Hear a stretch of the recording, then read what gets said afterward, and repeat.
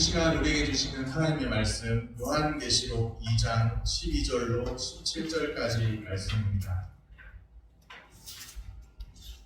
요한계시록 2장 12절에서부터 17절까지 말씀 신약 401쪽에 있습니다. 우리 같이 한 목소리로 읽겠습니다.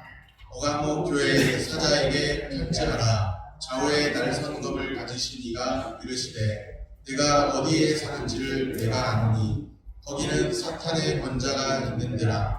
내가 내 이름을 굳게 잡아서 내 충성된 증인 안디바가 너희 가운데 곧 사탄이 사는 곳에서 죽임을 당할 때에도 나를 믿는 믿음을 저버리지 아니하였도다. 그러나 내게 두어 가지 책망할 것이 있나니 거기 내게 발람의 교훈을 지키는 자들이 있도다.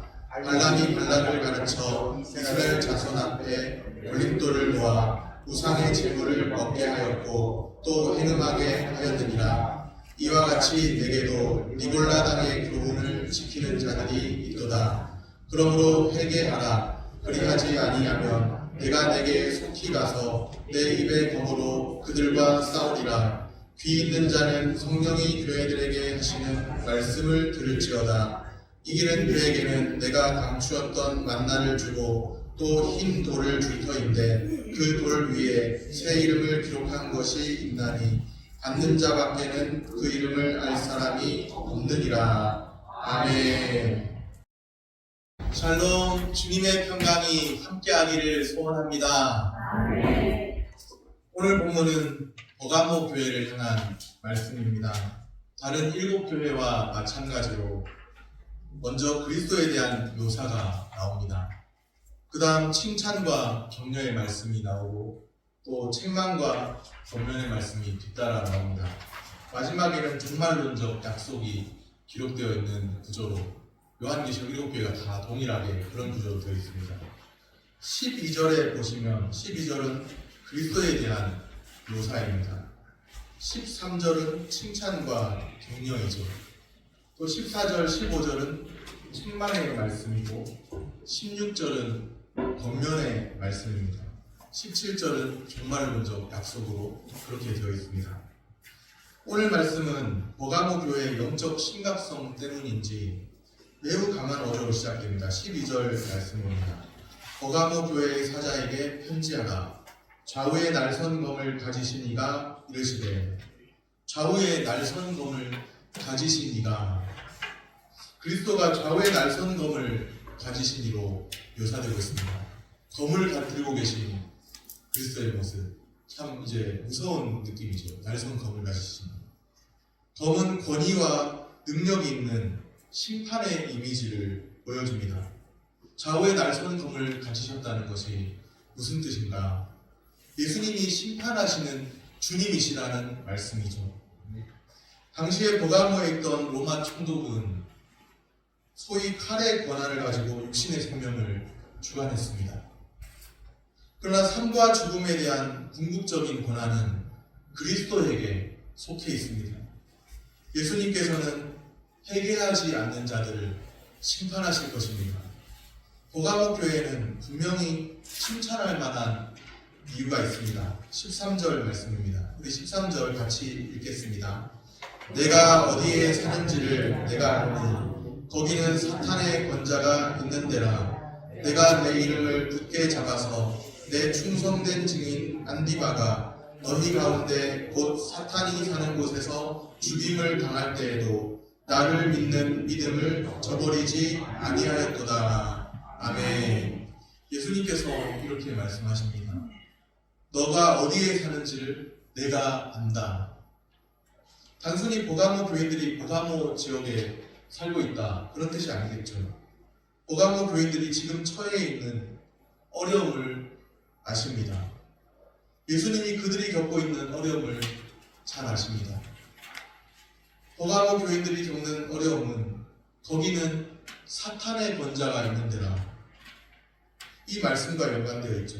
버가모는 로마 제국의 황제 숭배와 온갖 우상 숭배의 중심지였습니다. 그런 곳에서 신앙생활하는 것이 참 쉽지 않았겠죠.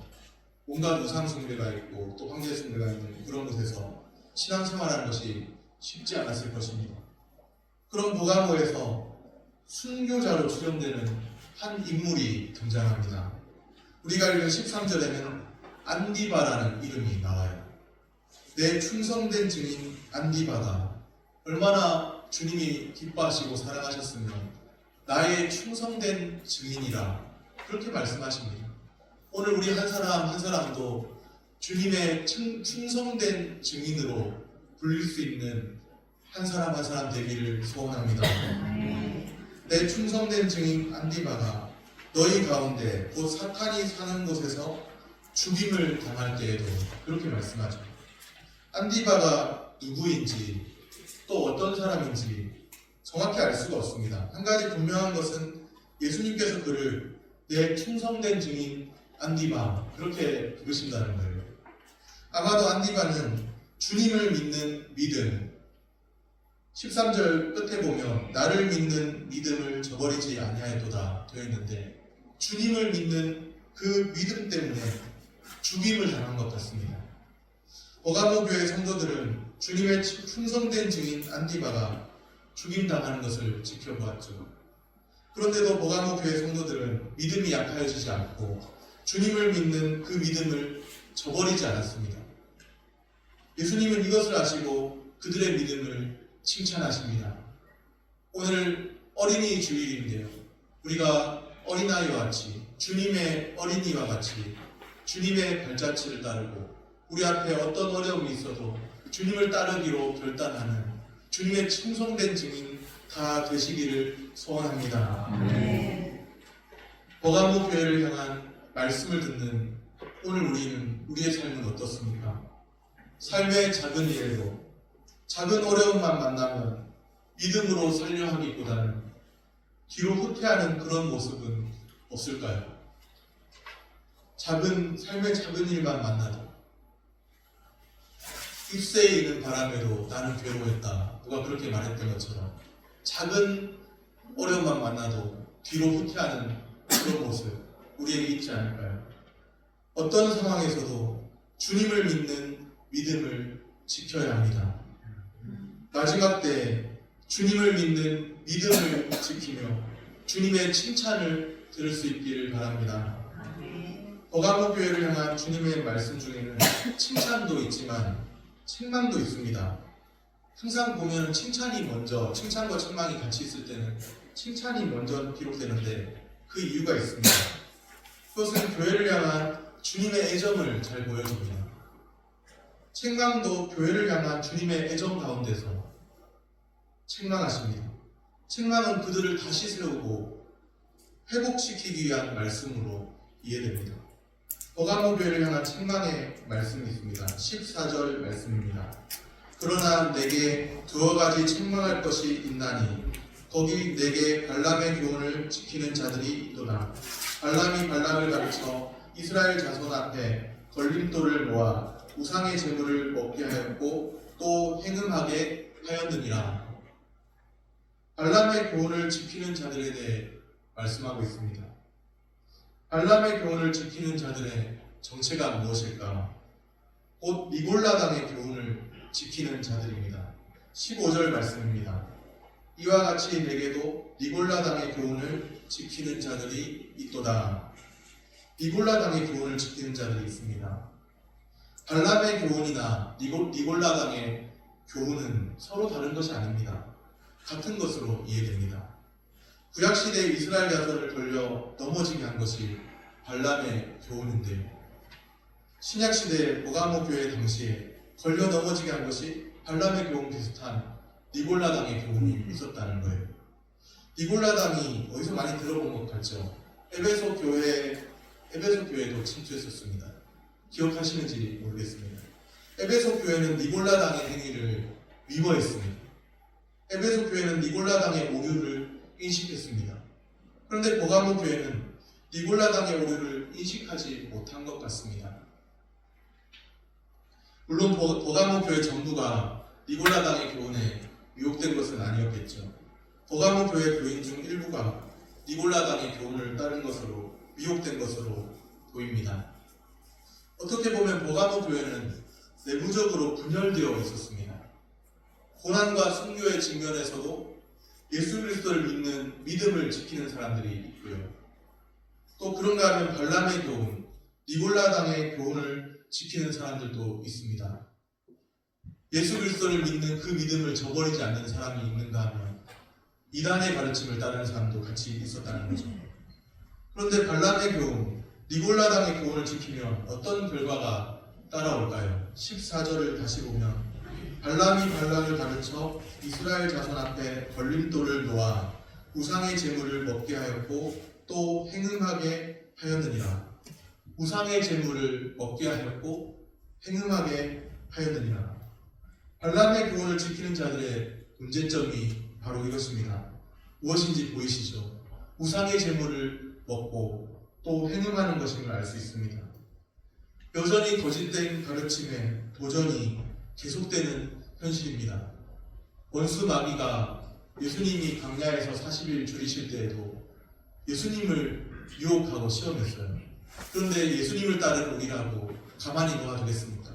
여전히 거짓된 가르침이 우리를 유혹하고 우리를 또 진리로 행하지 못하도록 유혹하고 시험하는 일들이 있습니다. 거짓된 가르침이 여전히 계속되는 현실입니다. 그 현실을 우리도 살아가고 있습니다. 마지막 때는 분별력이 흐려지는 특징이 있습니다. 신앙의 순수성을 유지하기가 힘들어지는 때입니다.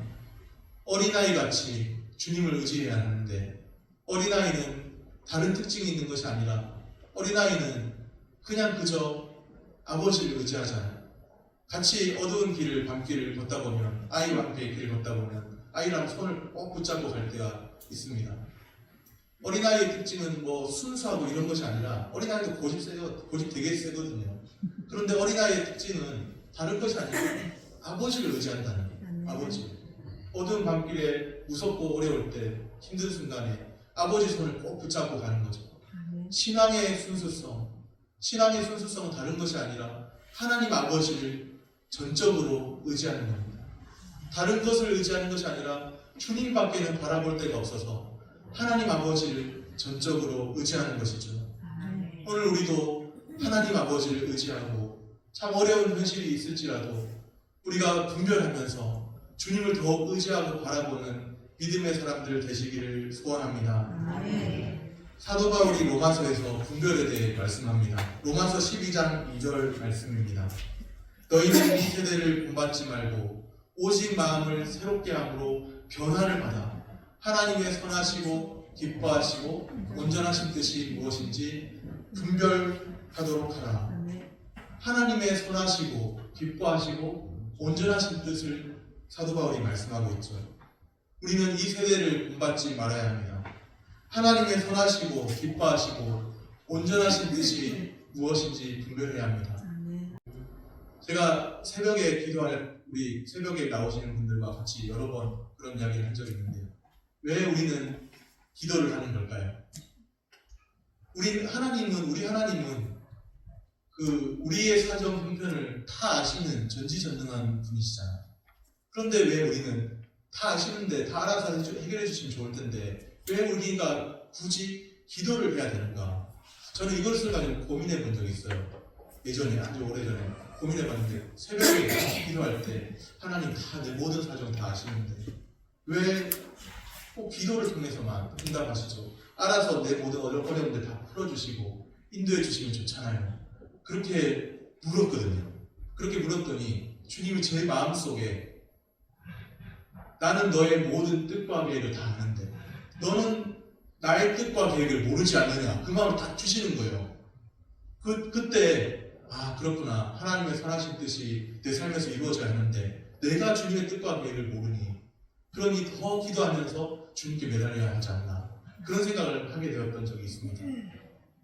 우리가 하나님의 선하시고 기뻐하시고 온전하신 뜻이 무엇인지 알려면 더욱더 주님과 말씀과 기도로 교통해야 할 줄로 믿습니다. 주님의 온전하신 뜻이 우리 삶에서 이루어지도록 분별하는 일이 우리의 삶에 있게 되기를 소원합니다. 사도 바울도 분별을 이야기했지만 사도 요한도 거짓된 가르침에서부터 또 신앙의 순수성을 회복해야 할 것을 말씀하고 있습니다. 바른 분별력을 회복하여서 신앙의 순수성을 유지해야 합니다. 우리를 미혹하는 거짓된 가르침들이 있죠. 어떻게 분별할 수 있을까요? 어떻게 그 거짓된 가르침들이 다 있는데 어떻게 진짜와 가짜를 가려낼 수 있을까요? 위조 지폐를 가려내는 방법이 있다고 제가 전에도 말씀드린 적이 있는데, 위조 지폐를 가려내는 방법은 위조 지폐를 많이 만지는 게 아니고, 위조 지폐를 많이 보는 게 아니라 진짜 지폐를 많이 만지는 거죠. 진짜 지폐. 진짜를 많이 보면 가짜는 자연스럽게 분별이 됩니다. 진짜 지폐를 많이 만지면 된다는 것이죠. 거짓된 가르침을 분별하려면 진리의 말씀 위에 굳게 서야 합니다. 진리의 말씀 위에 서서 바른 분별력을 회복해야 합니다. 바른 분별력을 회복하고 신앙의 순수성을 유지하는 그런 은혜가 우리에게 있게 되기를 소원합니다. 말씀을 정리합니다. 어떤 상황에서도 주님을 믿는 믿음, 이것만큼은 흔들리지 않고, 내가 다른 것은 재물은 조금 잃어버려도, 때로는 그렇게 잃어버려도, 그러나 주님을 믿는 믿음, 그것만큼은 꼭 지켜내야지. 그런 마음으로 사시면 좋겠습니다. 진리의 말씀 위에 굳게 서서 흔들리지 않고 바른 분별력을 회복해야 합니다. 끝까지 주님을 믿는 믿음을 지키고 진리의 말씀 위에 서는 은혜가 우리 모두에게 있게 되기를 축복합니다. 기도하겠습니다.